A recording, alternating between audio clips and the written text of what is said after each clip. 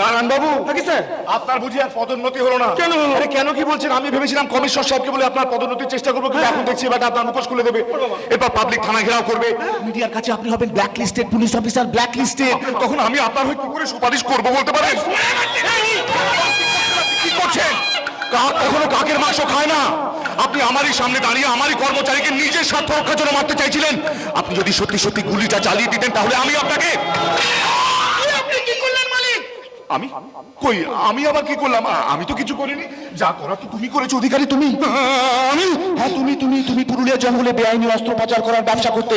নারায়ণবাবু জানতে পেরে তোমাকে অ্যারেস্ট করতে আসে না। তুমি নারায়ণবাবু পায়ে একটা গুলি চালিয়ে দাও, তাতে আত্মরক্ষার খাতিরে এনকাউন্টার করে নারায়ণবাবু তোমাকেও।